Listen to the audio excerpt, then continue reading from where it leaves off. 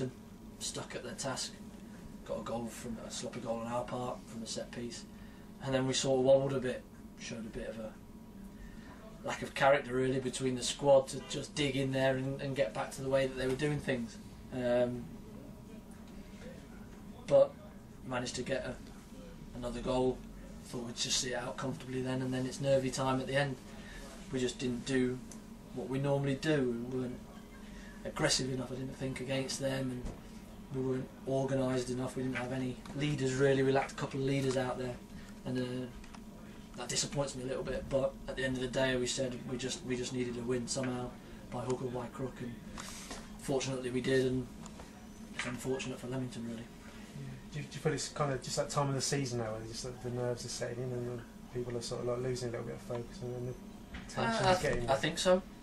I don't think it's any coincidence that Tamworth were one of the top 6 favourites to do well in the league, and they started off not great, you know, and then when the pressure's off because you're playing for nothing, we were very, very good, and then now we're playing for something again at the back end of the season. It's squeaky bum time, I suppose, is the best phrase for it, and it's whether now you can stand up and be counted, or you want to let an opportunity fall through your fingers. I certainly think that we've got leaders in there, but they're not putting their heads above the parapet really, and organising people around them and dragging people through that aren't leaders, you know.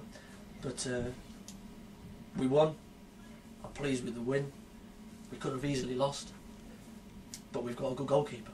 You know, we've got a good goalkeeper who's won us a lot of games this year.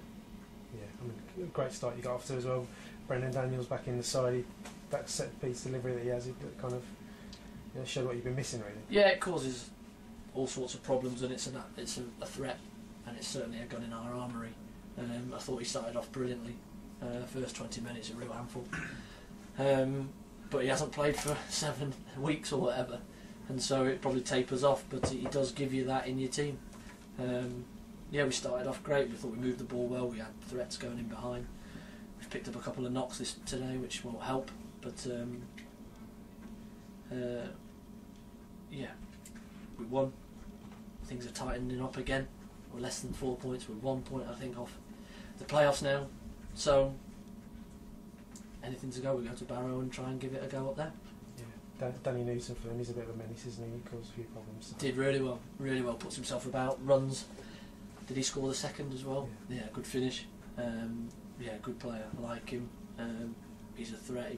Not the biggest, but jumps well and heads it and puts himself about. But I feel for him, feel for them today, because nobody likes going out of the league or being down there. But I thought they were magnificent for their manager. They gave him everything. Yeah, as you say, not necessarily happy with the performance, but you have gained points on the teams above you, and it's got to be a positive. That's right. Yeah. Well, it could have been all over today for us. With our season could have been done, but we've actually narrowed that margin now, and we're actually more in it than we were before the game, which is great. We try and keep it going as long as we can. Going to go to Barrow, going to be very tough. Give it a go, nothing to lose, see what happens.